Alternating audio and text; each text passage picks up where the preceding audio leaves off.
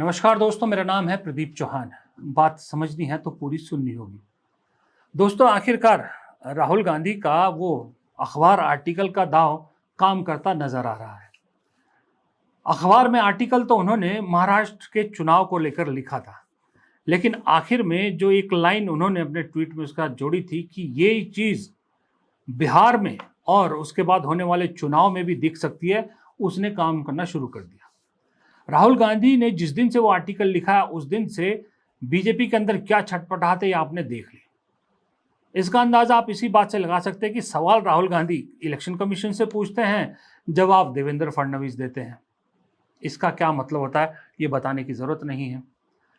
अब उसके बाद बिहार में सारी गेम बीजेपी की उथल पुथल हो चुकी है। ये बहुत सारे लोग आपको बता चुके हैं, मैंने भी कहा था, क्योंकि अब बिहार में कुछ भी किया बीजेपी ने तो सबको याद आएगी कि राहुल गांधी ने पहले ही सचेत कर लिया था।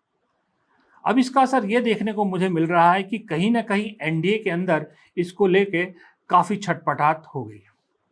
इसका उदाहरण यह है कि चिराग पासवान ने ऐलान किया जब बिहार में कि वो 243 सीटों पर चुनाव लड़ेंगे, यानी अकेले लड़ेंगे और पूरी सीटों पर चुनाव लड़ेंगे और केंद्र की राजनीति छोड़कर प्रदेश की राजनीति करेंगे, यानी मुख्यमंत्री बनने का सपना पाल रहे हैं। ये अपने आप में इशारा काफी है कि एनडीए के अंदर सब कुछ ठीक नहीं है। अब चिराग पासवान 243 का दावा कर रहे हैं, ऐसा तो होगा नहीं कि वो मोदी जी के कहने पर 15-20 सीटों पर मान जाएंगे। उन्हें भी अपने पार्टी के लोगों को जवाब देना है।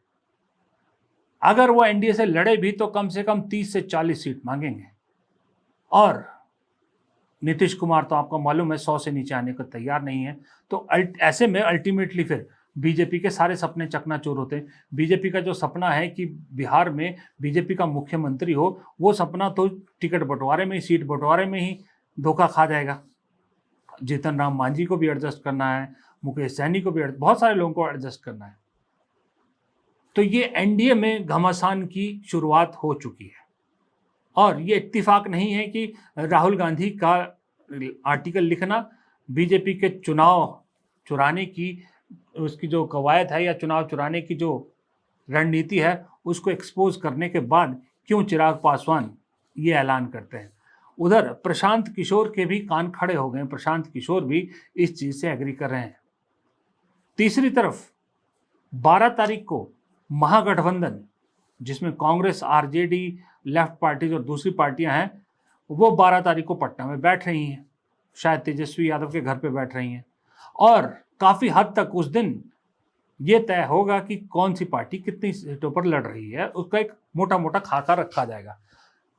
जबकि आपको याद है उस दिन मैंने वीडियो में बताया था अपने कि जब राहुल गांधी ने ये चिट्ठी लिखी, ये आर्टिकल लिखा अखबारों में, वो अखबारों का आर्टिकल पूरी सुर्खियां ले ना जाए इसलिए गोदी मीडिया को एक अल्टीमेटम दिया गया, या उसको एक नैरेटिव सेट किया गया कि आज सुबह से शाम तक यही खबर चलेगी कि बिहार में एनडीए को सीट बंटवारे को लेकर सूत्रों के हवाले से खबर चलेगी कि बातचीत फाइनल हो गई है, कौन कितनी सीटों पर लड़ेगा। बीजेपी 101 से 102 सीट लड़ेगी, जेडीयू 102 से 103 सीट लड़ेगी, 30 सीटें शायद चिराग पासवान को दी थी, कुछ सीटें जीतन राम मांझी को दी थी, और चिराग पासवान अगले ही दिन ऐलान कर देते हैं 243 सीटों में लड़ेंगे। यानी वो खबरें सरासर झूठ थी, उन खबरों में कोई सच्चाई नहीं थी।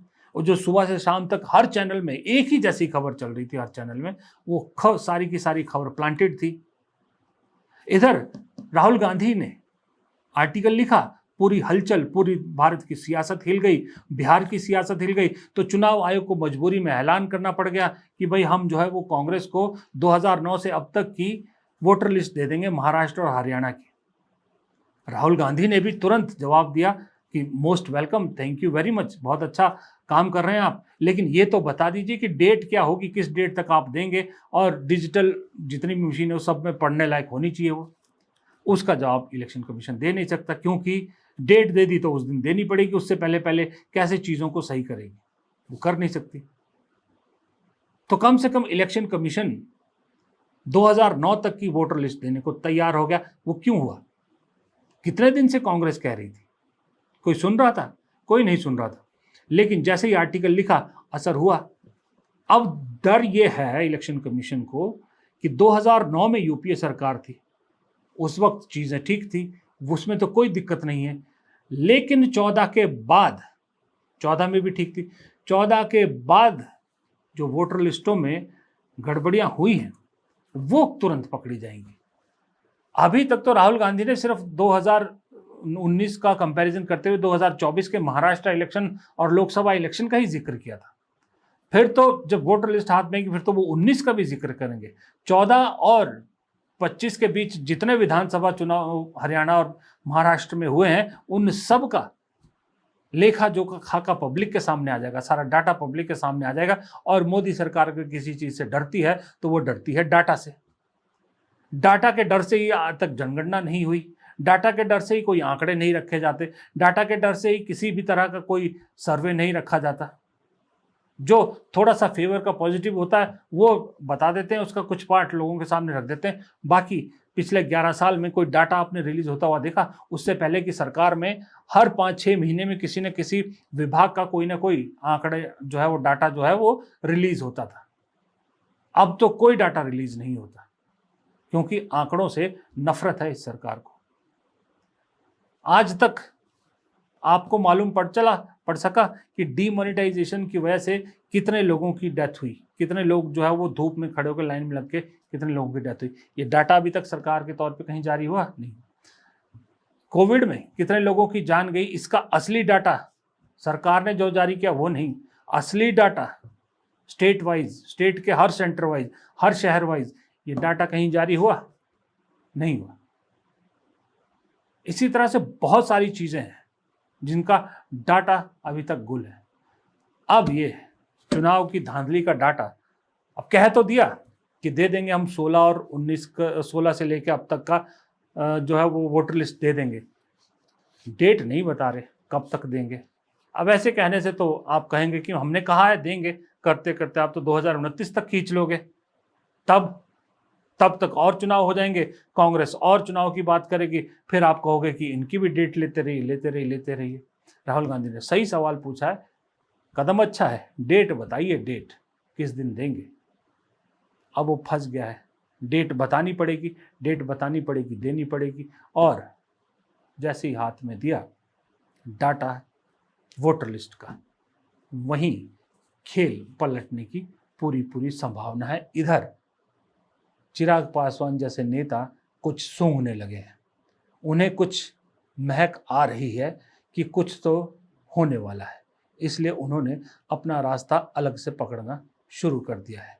अभी तो जीतन राम मांझी भी आएंगे, अभी तो नीतीश कुमार भी आएंगे। बिहार पहला एपिक सेंटर है उस तूफान का, जो तूफान राहुल गांधी के उस आर्टिकल से आया है। अब वो दूसरी तरफ आप ये भी देखिए, कहते हैं ना जब कुछ बुरा होने लगता है ना तो कई चीजें हो जाती है एक साथ। 1 साल और 11 साल जो आप कहिए, इसका जश्न मनाया सरकार ने, बखान करना पड़ा, मनाना पड़ा। लेकिन दूसरी तरफ अगर बिहार में मामला ढीला चल रहा है तो उधर गोवा में भी गले की हड्डी बन गया है एक मंत्री का वो रवैया जो एक डॉक्टर के साथ बदतमीजी का उन्होंने किया था। गोवा के सारे डॉक्टर सड़क पे उतर आए हैं, गोवा के सारे डॉक्टर बीजेपी सरकार के खिलाफ हैं, कांग्रेस उनको पूरा समर्थन दे रही है, कांग्रेस डॉक्टर के साथ खड़ी दिख रही है।